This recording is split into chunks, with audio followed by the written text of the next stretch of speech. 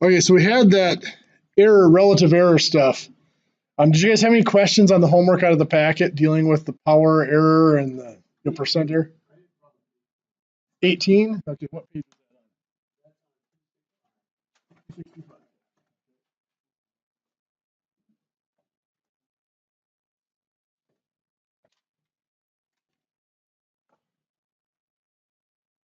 Number 18, 265. So we have metal film resistor measured electrical current of 8.53 milliamps. And it says it has an absolute error of plus or minus 0.60 milliamps. The resistor itself is a half watt resistor with a 4.3 kilo ohm rating, plus or minus 10%. The reason for all the extra zeros after the decimal points there is because of significant digits, which is something we're not going to get overly concerned about in here. So anyway, we want to know, determine the power dissipation and the tolerance, specify the tolerance. Well, power, if I have current and resistance, is found, power is equal to current squared times resistance, correct? So the first thing we have to do is square the current. Yes, remember when we're multiplying, we work with relative tolerances, relative allowances. So the first thing we have to do is figure out 0.6 out of 8.53 is how much out of 100. So 100 times 0.6 divided by 8.53. So that's 7.03%. So that is 8.53 milliamps plus or minus 7.03% times 8.53 milliamps plus or minus 7.03%. That's just squaring it out, multiplying it by itself. So now we multiply 8.53 times 8.53. That's 72.76. And that is now milliamps squared. But it's plus or minus. We still add the percent for that relative allowance. That's 14.06%.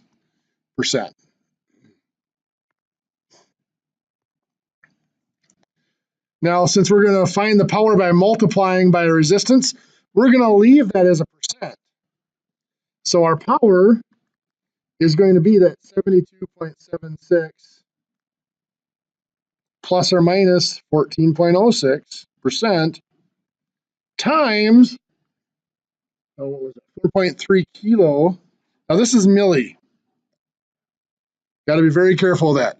Milli times milli is microamp. It might have been easier if we'd have written that out as 0.00853, so that once we squared it, it's 0.00007276. That is still amp squared, plus or minus 14.06%. That's going to be multiplied by our resistor, which is kilo ohms. So I'm going to write that 4.3 as 4,300 ohms, plus or minus 10%.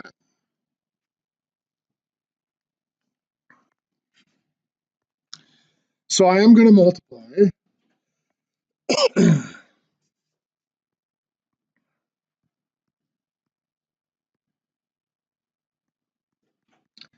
the 0.00007276 times the 4,300 is 0.313, we're going to call it.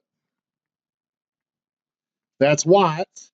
Plus or minus, we're going to add the percents again. 14.6 plus 10, or 14.06 plus 10 is 24.06. We're on 24.1%. So that's our power right there. 0.313 watts plus or minus 24.1%. And you might ask, how did I know to round that to 24.1? Because if you look at the original information given, that's 10.0%. That's the nearest tenth of a percent. So that's indicating we want to round our answer to the tenth of a percent. Any questions?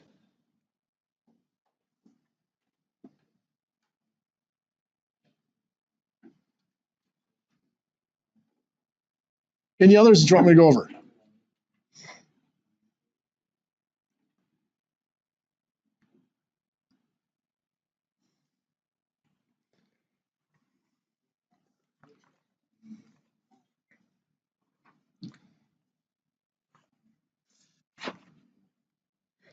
Okay. But what I want to talk about today a little bit is I want to talk about work, power, and efficiency. If we talk about mechanical work,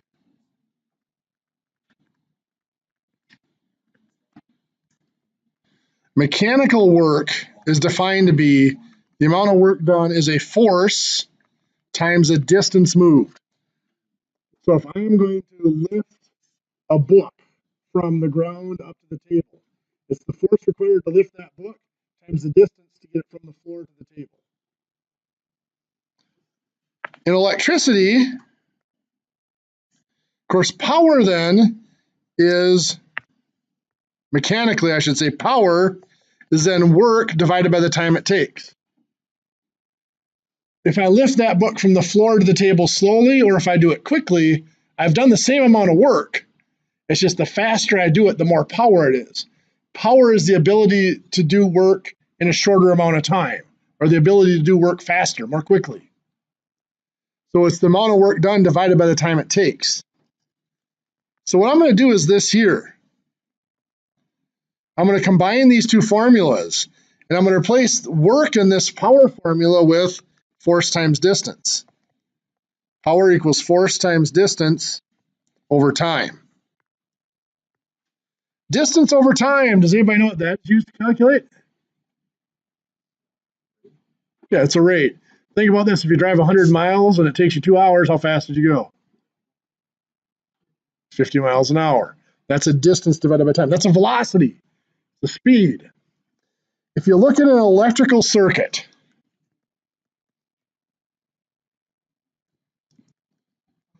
in electricity, what is equivalent to a force?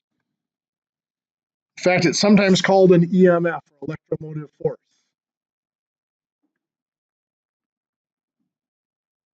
It's a voltage. That is the force at which the electrons are being pushed through the circuit. A speed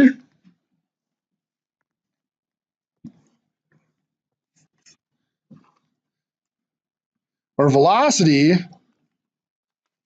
the equivalent of that as far as the electrical side is current. Because current is actually units of charge per unit of time. Have you guys talked about a coulomb? A coulomb is a basic unit of charge. There's also an electron volt, which is also a basic unit. It's the amount of charge in one electron. A coulomb per second is 1 amp. So if a coulomb of charge passes a given point in a circuit every second, that is considered 1 amp of current. So an amp is units of charge per time. You can see that's very similar to velocity as being a distance per time.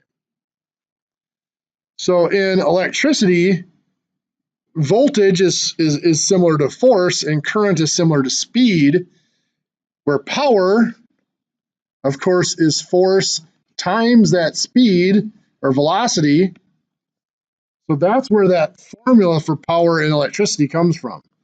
Power is voltage times current, or current times voltage as we more often see it.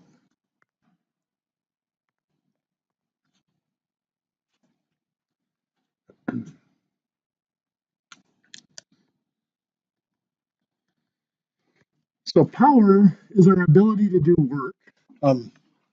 We've talked a little bit about kilowatt hours? Well, kilowatt hours is just the amount of work that's done. We're taking the kilowatts over times the number of hours. If you think about that, that's taking that rate back out of it and converting it just back into a work.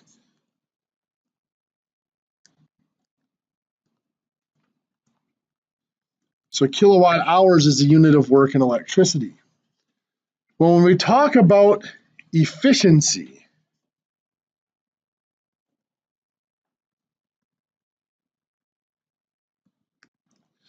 what we are doing is we are measuring the amount of work put in compared to the amount of work put out.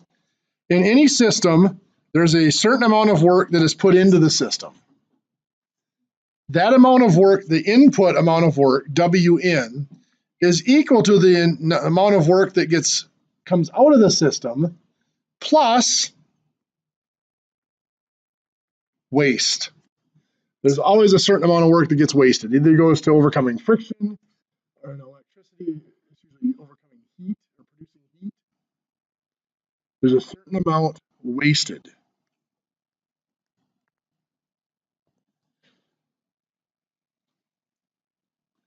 Do you guys know the conversion between horsepower and watts? 1 horsepower, I think it's 746 watts. Is it? Is it? Okay. 746 watts. So I only do that conversion once a year, so I don't keep it in the top of my head.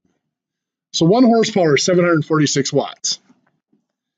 If you have a 2 horsepower motor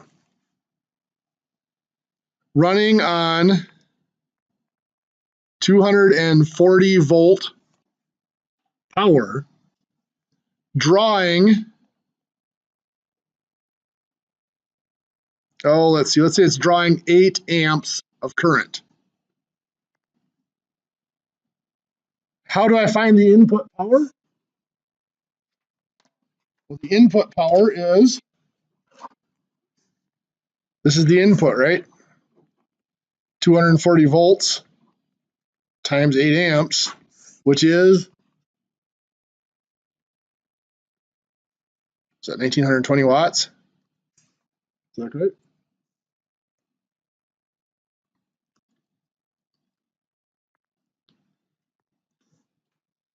The output power, if it's living up to its true rating, you guys need me to pause for a second? Let's get that.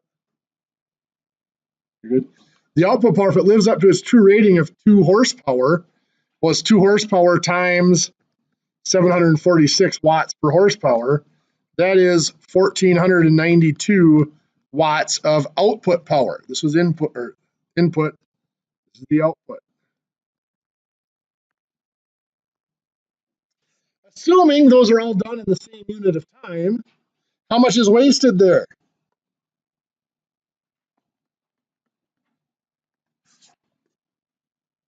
Thank you. There we go. The input is the 1920. The output is the 1492. The waste is going to be 428 watts of power. Now in electricity, it's a little sloppy to measure waste like this because, really waste should be measured in terms of work, not power. So if this were work, we would measure the waste like this. For electricity, we generally tend to measure efficiency or waste as a ratio.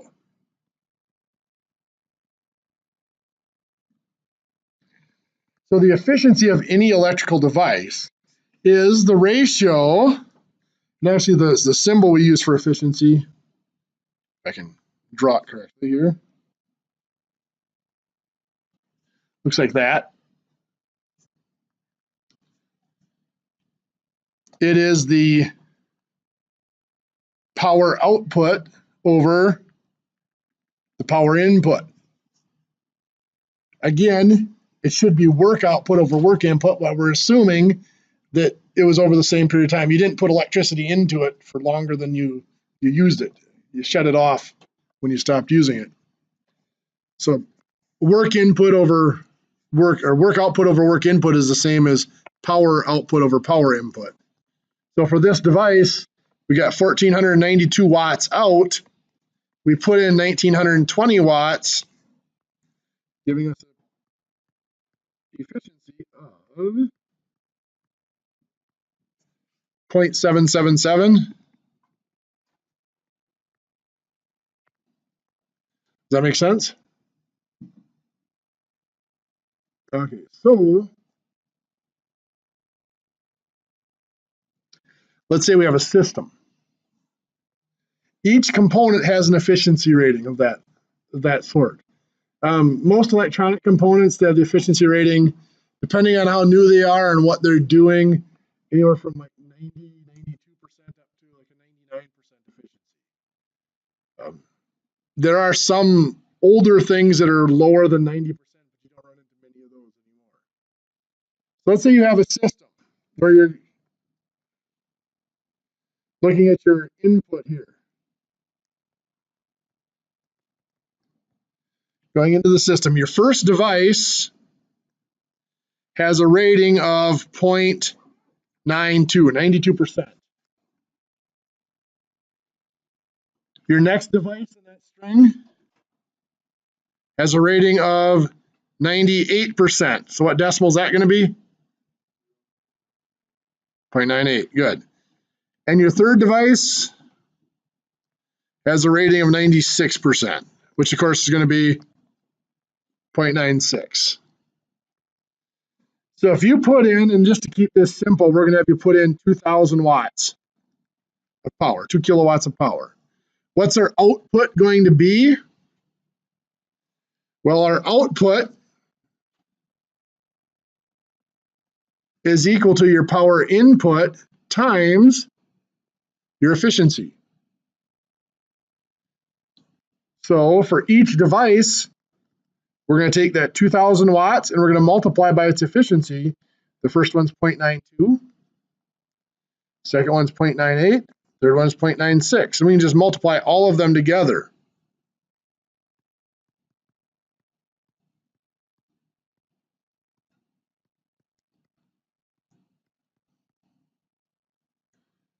Oops.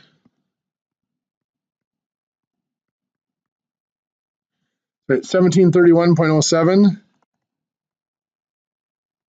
watts is my power output there.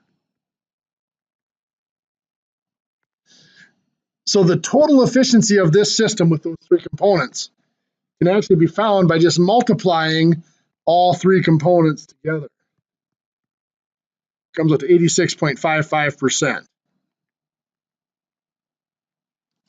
Does that make sense?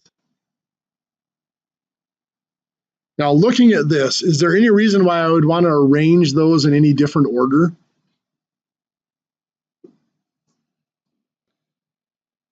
Doesn't matter what order I arrange them in, does it? If I put the high efficiency first and the low efficiency last, I'm still going to get 86.55% efficiency. However, in practice, if you have systems that are, that are chained like this, set up in series,